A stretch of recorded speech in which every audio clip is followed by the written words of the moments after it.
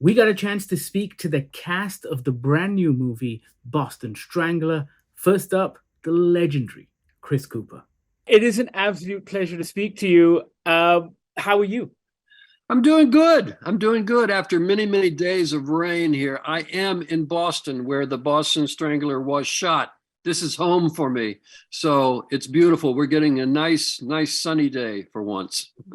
Very cool. Very cool. So I really enjoyed the film. And I wanted to ask you, correct me if I'm wrong, there seems to be a go-to when it comes to the portrayal of a newspaper editor in film, right? He's got to be tough with a strong moral compass and a heart of gold. He's one part Perry White from Superman and another part Ben Bradley from the Washington Post. And I was wondering if that was what you were thinking about when you were crafting Jack.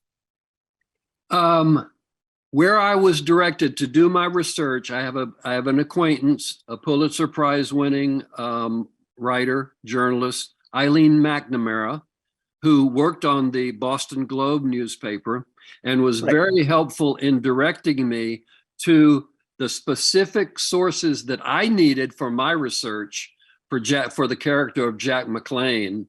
And just as a side, I made the choice not to go deeply into Albert DeSalvo and so on and so forth, the research in that, because Jack McLean didn't care about these murders.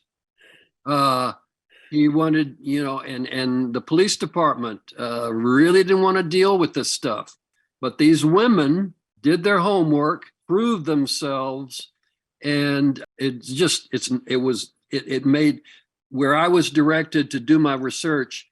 The newsroom in the 60s was not a comfortable place for women. It was very hard for them. Men, the journalists were very dismissive, and you can imagine being a woman journalist, it was just that much harder. If they wanted to interview a cop, they had to find out where the cop, okay, what bar does he go to?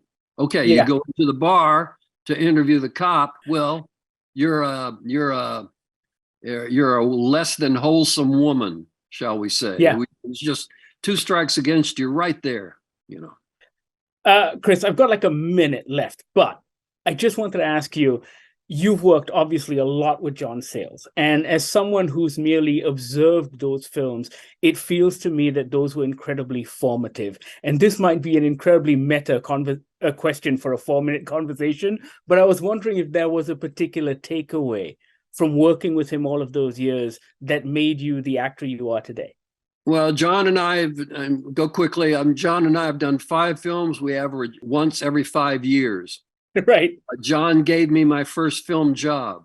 He was the best example of what to look for in a director. He set the tone. I was so lucky to do Mate One, my first film, a historical piece that America knows virtually nothing about, Yeah. And John loves his history, and I will continue to work. We have several projects that we still want to do, and they're dear. He and Maggie are dear friends of ours, and I couldn't have been more lucky to start my career than working with John. Chris, I love those movies. I love you in movies. Congratulations on this one as well. Thank you so much, sir. Thank you. A safe little world is just delusion.